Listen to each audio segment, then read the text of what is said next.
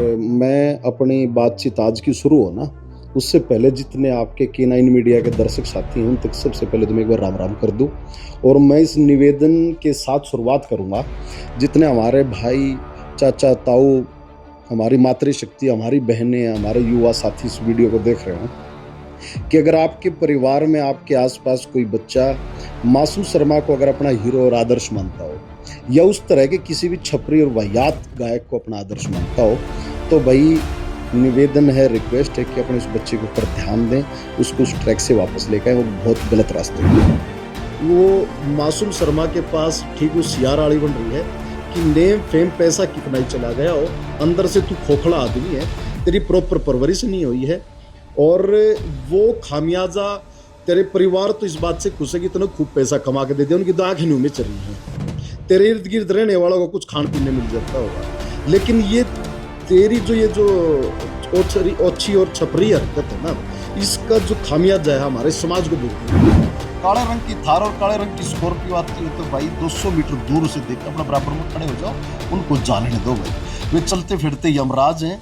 ऐसे ऐसे जोम्बी लोगों का यहाँ पे कब्जा होता जाने लग रहा है, और मासूम शर्मा उनका आदर्श है, मासूम शर्मा उनका ही जैसी जो सोच है, उस सोच के ऊपर अब इस सोसाइटी में काम होना चाहिए। और मैं फिर वही बात कहूंगा कि सबसे बड़ा दुर्भाग्य तो मैं उस माँ बाप का मानता हूँ और उन स्कूल कॉलेजों का मानता हूँ जो इनको बुलाते हैं स्टेज के ऊपर। स्कूल कॉलेज बच्चे को बढ़ाने के लिए, बच्चे के चौमुखी विकास के लिए, कि तुम वहां मासूम शर्मा जैसे वाहियात और फड़दुल्ले गायक को बुला करके तुम उनको क्या सिखाओगे? ऐसे स्कूल, ऐसे कॉलेज, ऐसी यूनिवर्सिटी के कोई भी अगर डायरेक्टर, कोई भी प्रिंसिपल, कोई भी वाइस चांसलर है, मैं उनको लानत भेजता हूँ, तुमने डूब के मर जाना। लगातार मासूम शर्मा को लेकर के कंट्रोवर्सी हो रही है, और जिस तरह से देहरादून के कॉलेज में मंच से अपशब्दों का इस्तेमाल किया गया है, मासूम शर्मा ने न केवल अपनी बल्कि पूरे हरियाणा की बेइज्जती वो पूरे देश में करवा दी है, और उत्तराखंड में तो जाहिर सी बात है हो ही गई है। सुमित सरपंच जी हमारे साथ हैं। टटीरी गाना हो या फिर बॉलीवुड से कोई गाना हटवाना हो, सरपंच साहब ने एक विसल ब्लोअर की भूमिका निभाते हुए बहुत अच्छा काम किया है। जो लोग गंदा गाते हैं, गंदा बजाते हैं या गलत शब्दों का इस्तेमाल करते हैं और हमारी संस्कृति को खराब करने का काम करते हैं, चाहे उसके ऊपर सोशल मीडिया पे लिखने की बात हो या फिर कोई लीगल एक्शन लेना हो, पीछे नहीं हटते। सुमित जी राम राम। नमस्ते अरुण भाई। ये मतलब गलत तो नहीं कहा मैंने? मतलब चुभती हैं वो चीजें? बिल्कुल चुभती हैं। और मैं अपनी बातचीत आज की शुरू हो ना, उससे पहले जितने आपके के9 मीडिया के दर्शक साथी हैं उन तक सबसे पहले तो मैं एक बार राम राम कर दूं।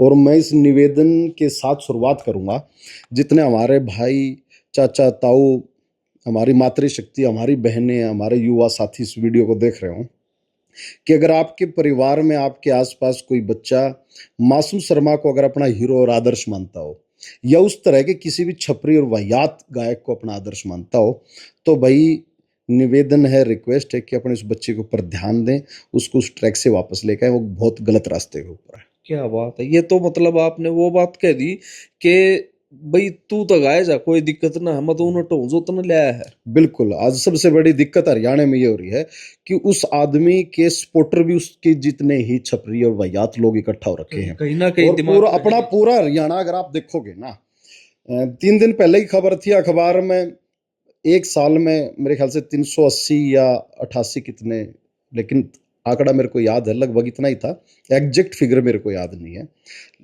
इतने मर्डर हुए हैं। और वे मर्डर हुए हैं जो हाई प्रोफाइल मर्डर हैं, जिनको भाई बाद में स्वीकार कर लेना कि ये हमने किया है, या एक होता है ना पूरी दबंगई के साथ, डिक्लेरेशन के साथ। तो हरियाणा में अपराध जिस चरम पे है, और हरियाणा की छवि जो धूमिल हो रखी है आज के दिन पूरे के पूरे अपने भारत में।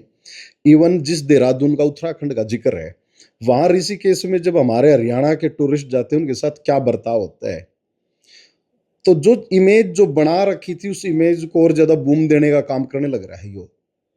तो जो चीजें अब इसने करी हैं, जो माँ बहन की गंदी गालियां दी हैं और इशारे दे दे करके करी हैं, मैं कहता हूं कि इससे बड़ा तमाचा हमारे समाज के ऊपर कोई हो नहीं सकता।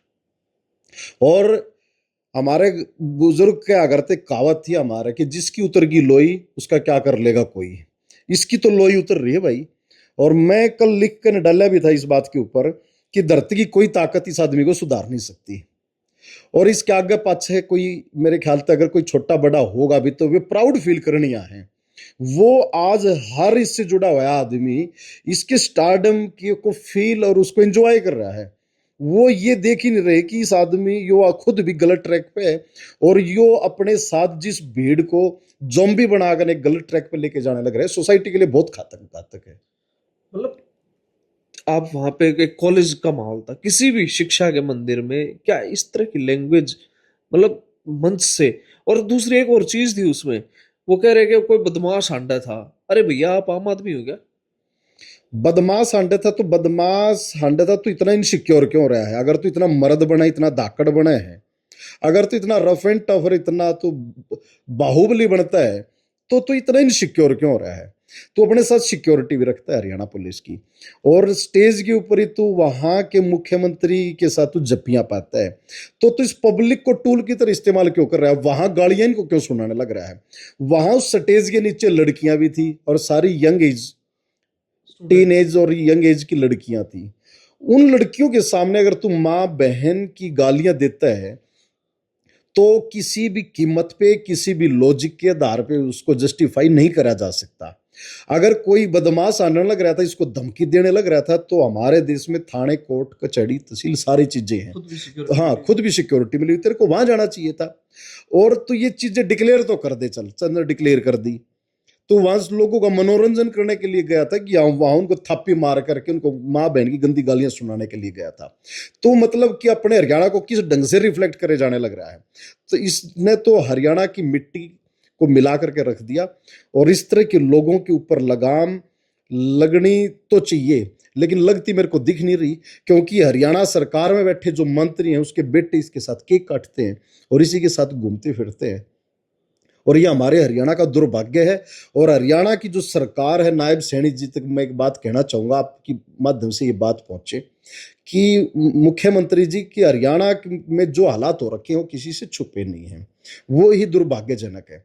उसके बावजूद आप ऐसे लोगों को अगर हरियाणा का आइकॉन बनाना चाहते हो तो आप बहुत ही गलत रास्ते के ऊपर हो, और आप का ये नेतृत्व हमारे लिए दुर्भाग्य है। वैसे महिला आयोग ने भी इस पे ले लिया है संज्ञान, और एफआईआर की भी बातें हो रही हैं, और तलब भी कर लिया है कि भैया क्या है ये चीज। देखो, वो अच्छी बात है कि पिछले कुछ दौरान, पिछले समय में महिला आयोग अच्छा काम। माहौल ऐसा बना है, हरियाणा से आवाज उठ उठ करके आने लगी है कि जो गन कल्चर से उठी थी कि गन गन नहीं, जो गंद कल्चर है उसके खिलाफ भी काम होना चाहिए। और यूं नहीं कि जिसके आगे की मुंह के आगे मैदान पड़ा है कि कोई कुछ भी गाओ और आईपी लेकर फेमस हो जाओ, या नेम फेम बनाने के लिए अपना दिन रात अच्छी हरकतें करते रहो, उसके खिलाफ हरियाणा में एक माहौल बना है और लोग उसके खिलाफ उनको ट्रोल भी करने लगे, उनकी आलोचना करने लगे, और एक आवाज उठने लगी है इस बदलाव की। उस प्रेशर में महिला आयोग ने पिछले दौरान भी काम करा है। महिला आयोग ने बादशाह को भी टिटीरी को लेकर के भी अपना नोटिस भेजा था, और नोटिस इसको भी भेजा है। लेकिन मेरे को लग नहीं रहा कि अपने महिला आयोग के हाथ में उतनी शक्तियां हैं। महिला आयोग ज्यादा से ज्यादा क्या एक्शन ले लेगा? बादशाह के माफी खिलाफ मंगवा लेगा। माफी मंगवा लेगा। माफी तो उसने अपने आप भी मांग ली, फिर माफी मंग, फिर ये कोई वो एक चीज और थी, वो अगले दिन वीडियो आई, नुग्रा 2 पैक ज्यादा हो गए। दो पैग, यानी कि वो ये दिखाना चाह रहा है कि 2 पैग ज्यादा हो गए थे, तेरे पैग का जो बोझ है वो ये समाज झेल लगा कि तू 2 पैग मार लेगा, तू कुछ भी बकवास तू करके चला जाओगा और अगले दिन सुबह आकर तू माफी मांग लेगा। ये इसने कल्चर बना लिया है, और इसकी भी गलती नहीं है। मैंने आपको पहले कहा था इसकी लोई उतर रही है। जब मुख्यमंत्री जप्पियां पाकर जाता तो आदमी हवा भर जाती है, और वो ये उसको ये लगता है कि जो नीचे जितने भी लोग घूम रहे हैं, ये सारी दुनिया जाने कीड़े मकोड़े हैं, और वो उसी ढंग से उनको ट्रीट करता है। मैं आपको एक कहानी बताता हूँ। एक बार जंगल में से एक सियार बस्ती में आ गया रात के अंधेरे में, और वो गांव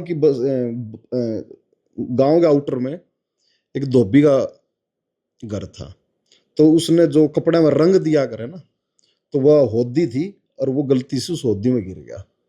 तो होदी में गिर गया तो जब वो उसका रंग चेंज हो गया, तो वो जंगल में गया।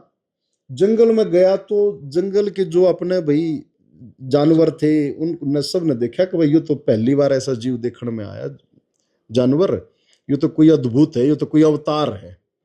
तो वो उसकी जय जय करने लगे, और सारे जंगल के जानवरों ने इकट्ठे होकर के उसको अपना राजा बना दिया। और राजगद्दी पे बैठा दिया।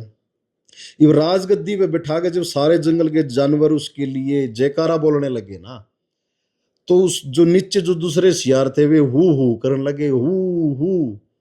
तो उनकी आवाज को सुनकर न वो जो राजा की कुर्सी पे जो सियार बैठा था वो भी मुंह उठाकर न हाउ हाउ लगा करने। तो जब सबको एहसास हुआ कि तो रंगा हुआ सियार है, तो वो मासूम शर्मा के पास ठीक वो सियार आड़ी बन रही है कि नेम फेम पैसा कितना ही चला गया हो, अंदर से तू खोखला आदमी है, तेरी प्रॉपर परवरिश नहीं हुई है, और वो खामियाजा तेरे परिवार तो इस बात से खुश है कि इतना खूब पैसा कमा के देते, उनकी तो आंखें न्यू में चली हैं, तेरे इर्द गिर्द रहने वालों को कुछ खान पीने मिल जाता होगा, लेकिन ये तेरी जो ये जो ओछी और छपरी हरकत है ना, इसका जो खामियाजा है हमारे समाज को भुगतना पड़ रहा है। आप जब पोस्ट लिखते हो बहुत सारे लोग उसके फेवर में आके आपको भी बुरा भला बोलते हैं कभी? कल वाले प्रकरण में बहुत कम लोगों ने इसका डिफेंस करा, हालांकि कुछ आए, 2, 3, 4, 5% तो अब भी आए जो इसका फेवर करते हैं। कुछ लोग ऐसे हैं कि वो अपने जातीय समूह से बाहर नहीं निकल पा रहे, ऐसा होता है। उसमें अकेला मासूम का जिक्र नहीं, कोई गायक अगर जाट है तो कुछ लोग उसका इसी बात से फेवर करते हैं कि ये हमारा जाट भाई है, तो इसको कुछ भाई यूं फेवर करते हैं कि ब्राह्मण भाई है। तो ये ऐसा अगर आदमी ही ब्राह्मण को तुम अपना आदर्श मानते हो तो तुम्हारे लिए ये शर्म की बात है, क्योंकि ब्राह्मण कौन होता है? ब्राह्मण वो होता है जो जिसके अंदर विद्या ज्ञान का भंडार भरा हो, जो पूरे देश को समाज को दिशा दिखाता हो, जिसने अपना लिटरेचर के ऊपर जिसकी पकड़ हो, जो अपने लिटरेचर को जानता हो, उसको डिफाइन कर सकता हो। ऐसे लोगों को आदर्श ना बनाओ। और जो 2-4% आदमी इसी के जैसे अनपढ़ गवार और जो जाहिल जो लोग हैं वो 2-4% हैं, तो इसका फेवर करने वाले पहले ज्यादा हुआ करते, धीरे धीरे उनकी संख्या भी घटने लग रही है, लेकिन अभी है। वैसे हमारे पड़ोसी राज्य है पंजाब, आपको तो पता है पंजाब का म्यूजिक किस लेवल पे जा चुका है। पीछे रोहतक में सतिंदर सरताज आए थे, शायद आपने भी सुना होगा। गुरदास मान भी आए थे। क्या चीजें हैं, मतलब हम सुनते हैं, और कभी उनके यहाँ से इस तरह की भाषा का तो इस्तेमाल नहीं देखा। नहीं, हमारे देश के सबसे बड़े उद्योगपति मुकेश अंबानी के बेटे की शादी थी, तो वहां भी दिलजीत का प्रोग्राम हुआ था। हमारे हरियाणा के तो किसी ने कोई सुनगा भी को नहीं, क्योंकि है क्या, स्टेटस नहीं है ना, स्टैंडर्ड नहीं है, हमारी वोकेबलरी नहीं है, और सबसे बड़ी बात है कि हमारे सिविक सेंस और एटिकेट्स नहीं है।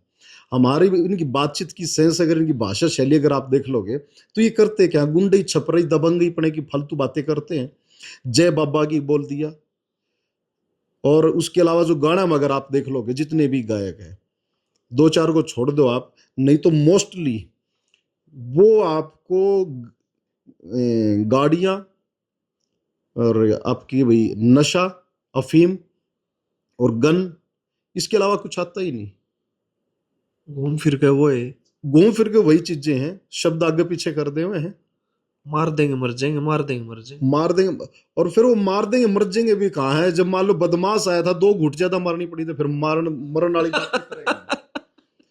मतलब कि ये भी मतलब फिर तेरा स्टारडम कहाँ गया, फिर तेरी दबंगई कहाँ गई, फिर तेरा जो तू कहता है कि मेरा तो बस सिस्टम है ना, फिर तेरा सिस्टम कहाँ गया भाई? लम्बा तो ऊपर देखो मेरे को आप एक बात बताओ, अगर कोई मुख्यमंत्री आपके साथ स्टेज शेयर करते हो और आपके साथ गले मिलते हो, और वो भी पब्लिक डोमेन में, यानी कि नीचे हजारों लोग खड़े हैं और उनके सामने मुख्यमंत्री आपके साथ गले मिलते हो, क्या आपको कोई धमकी दे सकता है क्या? और सेकंड, अगर कोई आपको धमकी दे भी देगा तो उस डर, भय और दबाव यानी सिक्योरिटी में आपको 2 घूंट ज्यादा पीनी पड़ेंगी।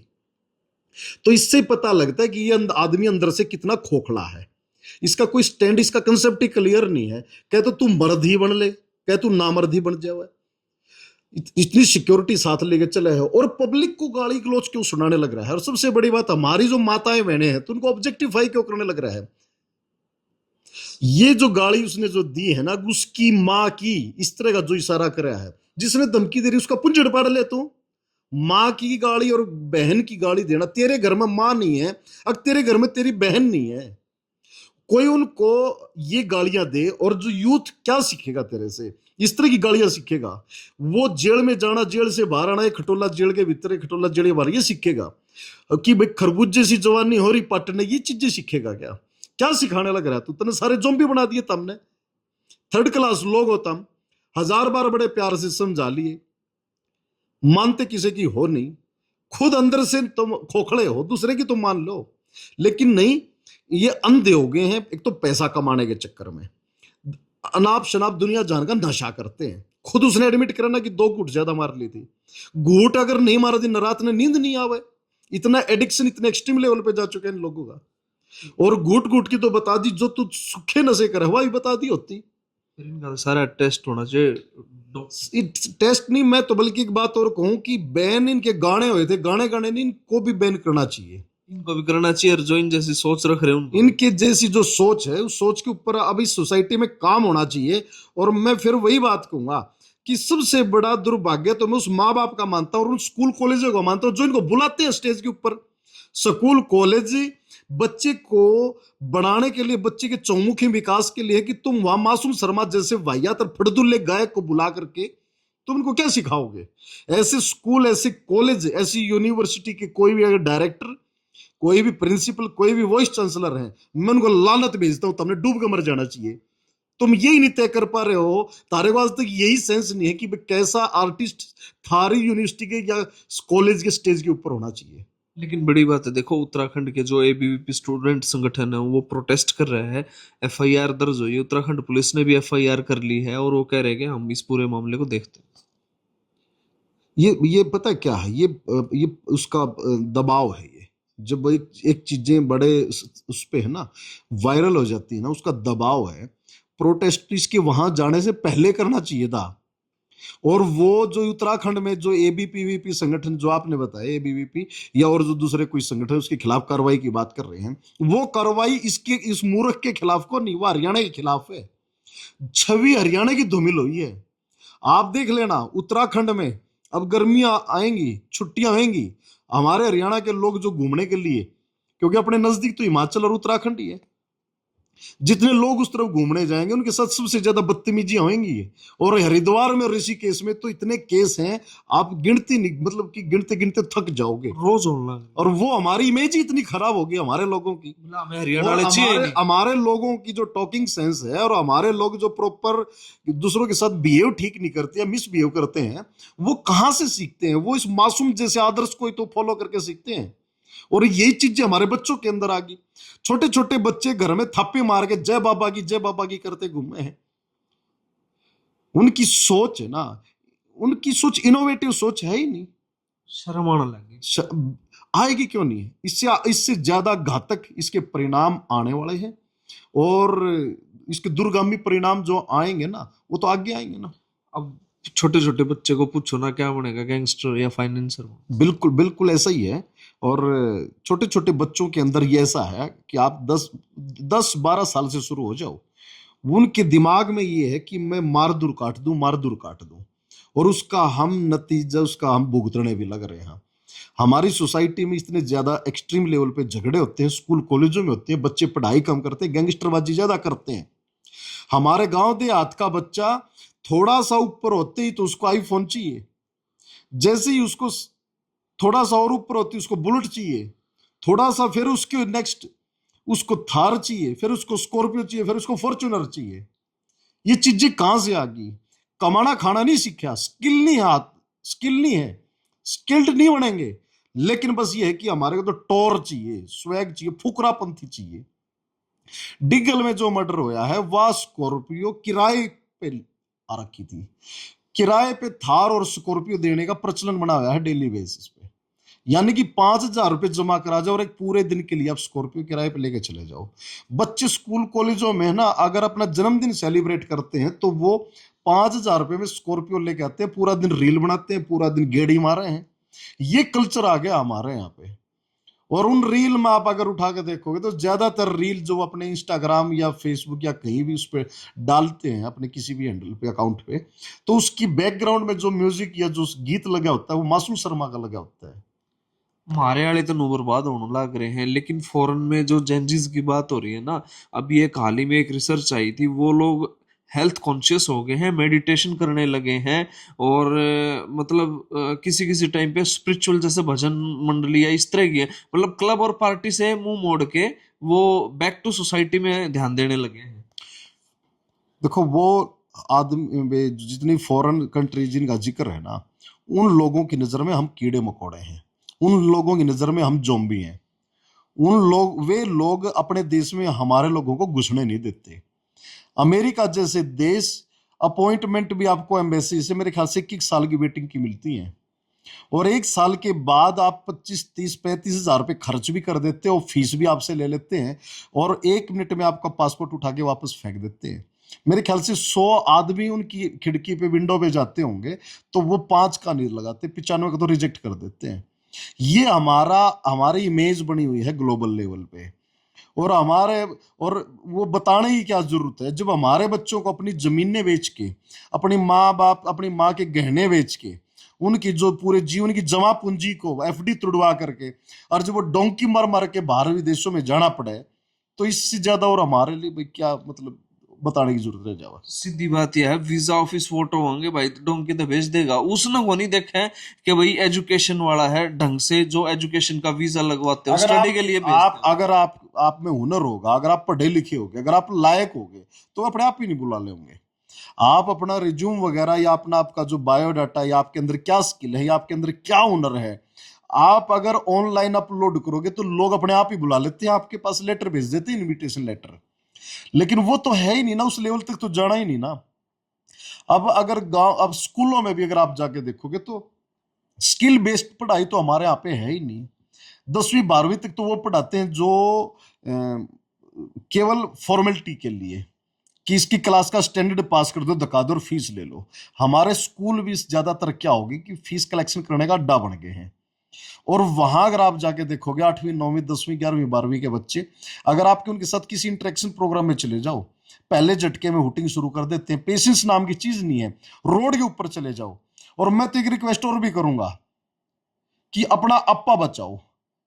गणेश समाज की ठेकेदारी बाद में ठाइयो, पहले तो अपने बच्चे के ऊपर नजर कि वो कैसा संगीत सुनता है, कैसे लोगों की संगत में बैठता है। दूसरा, आप अपना यो बचाओ कि जब आप रोड पे चल रहे हो, काले रंग की थार और काले रंग की स्कॉर्पियो आती हो, तो भाई 200 मीटर दूर से देख अपने बराबर में खड़े हो जाओ, उनको जाने दो भाई। वे चलते फिरते यमराज हैं। ऐसे ऐसे जोम्बी लोगों का यहाँ पे कब्जा होता जाने लग रहा है। और मासूम शर्मा उनका आदर्श है, मासूम शर्मा उनका हीरो है। और मासूम शर्मा ने उनको बता दिया कि खटोला जेल के भीतर हो, खटोला जेल के बाहर हो, कोई फर्क नहीं पड़ता।